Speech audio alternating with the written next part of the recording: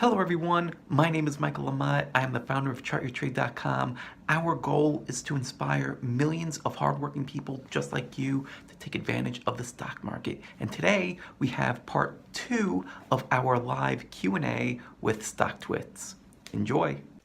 Next question is, what is your favorite technical analysis and what kind of indicators am I using? There were a few questions that popped up similar to this. So I like to keep it real simple. I don't use candlesticks or any other kind of fancy charts. I just look at the high, low, and close price bars. And I'm looking at price, I'm looking at volume, and I'm looking at a handful of moving averages.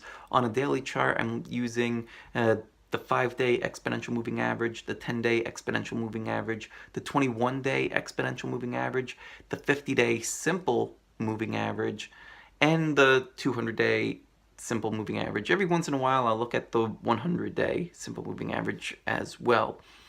On the weekly charts, I'll look at the 10-week moving average and the 40-week moving average. And then on a monthly chart, I'm looking at the 12-month moving average. And that's really all I'm looking at. I'm not looking at any kind of stochastics. I'm not looking at Bollinger Bands. I'm not looking at any of that other stuff.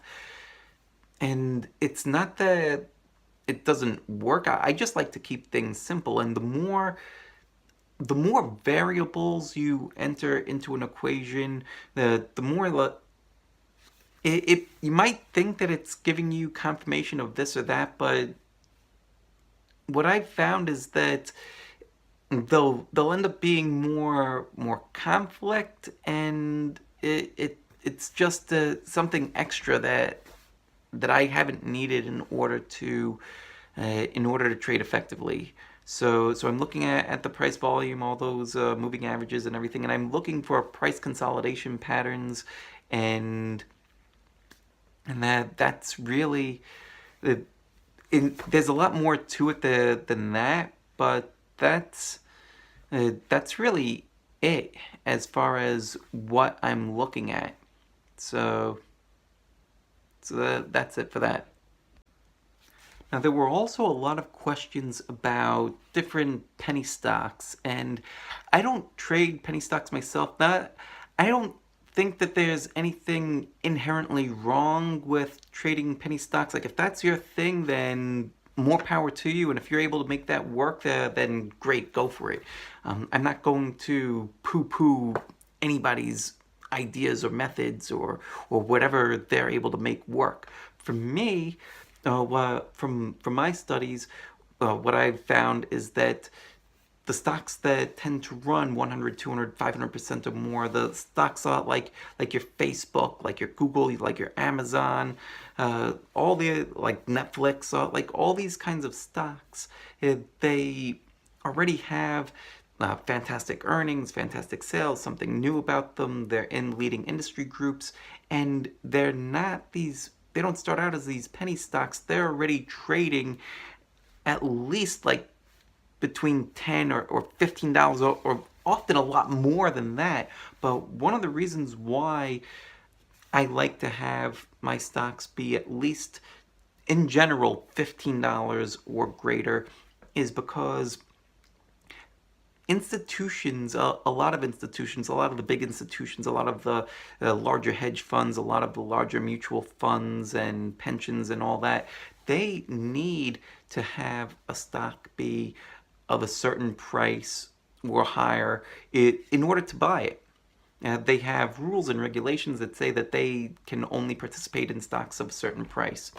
So when a stock achieves a certain price, then it becomes more of an institutional grade stock, and it's those larger mutual funds, pension funds, and hedge funds and all those big institutional players, those are the ones that are driving the stock prices higher.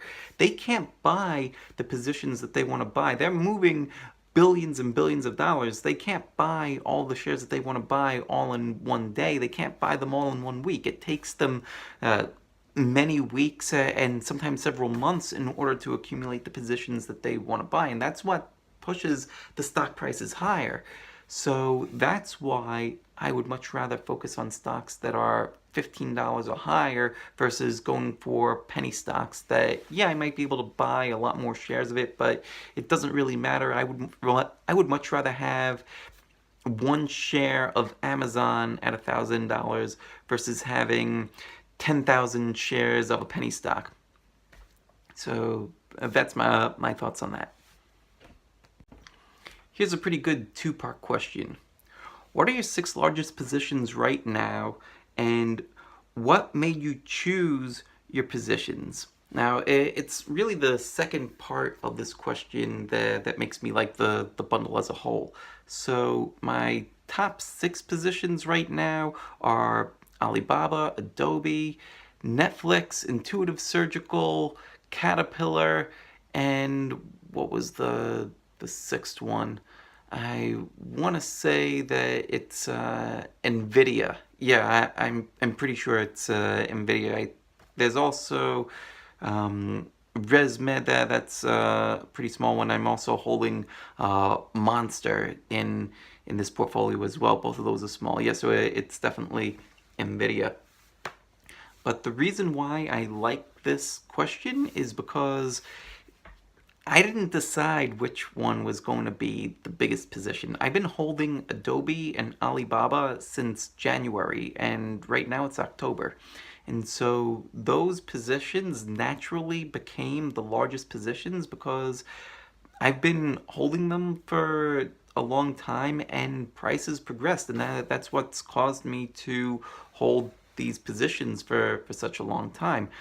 Alibaba's up 80%, Adobe's up about 60%, and so they've naturally become a larger part of my portfolio.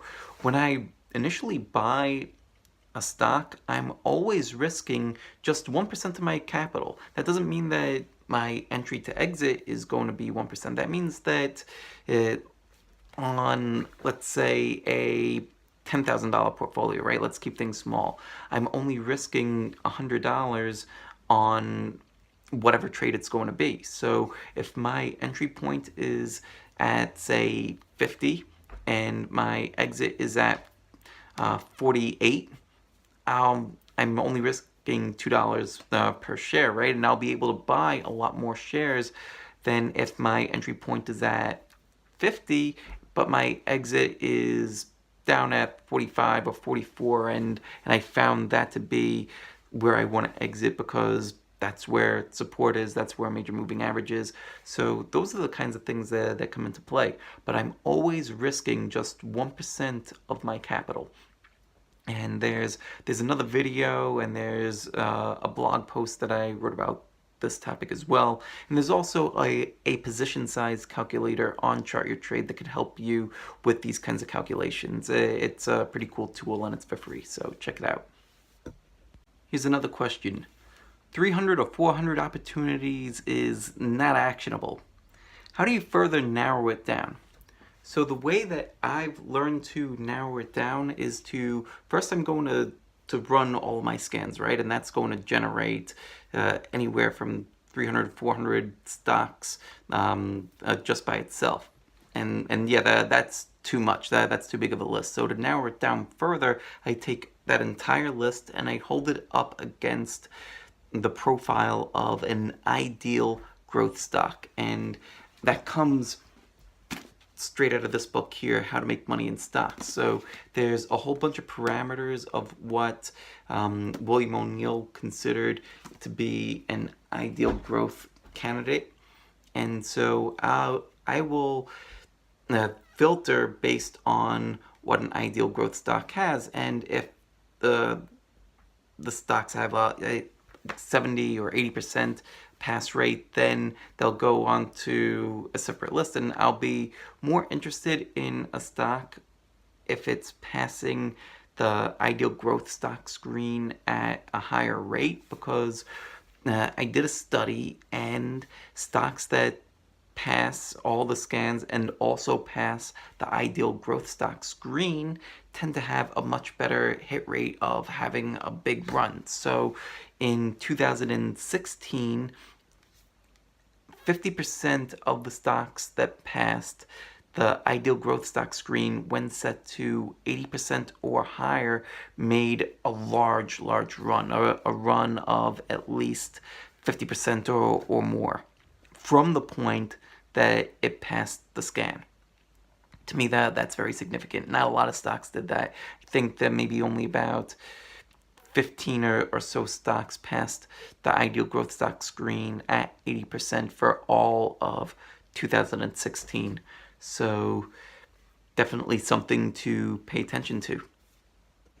And an ideal growth stock screen, that's something that you can probably set up with your broker. If you have some other kind of scanning software, you could probably set it up with them as well. I used to have pretty expensive scanning software, and I was able to set this up as a checklist and be able to sort through it manually, but it would still take me a few hours every weekend to sort through the 300 stocks and to see by what percentage this stock was going to pass this ideal growth stock screen parameter. So what I ended up doing was co-developing a piece of software that can filter an entire list by this ideal growth stock screen and set it to whatever percentage you want, and to be able to do all that with a single click of a button. And it's called Chart Your Trade MRI. It's a really great tool. It made it to the finals of the Benzinga Global FinTech Awards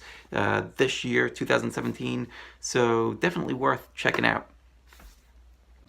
Thank you all so much for watching. I truly appreciate it. If you have any questions at all, please leave them in the comment section below and I will personally answer you.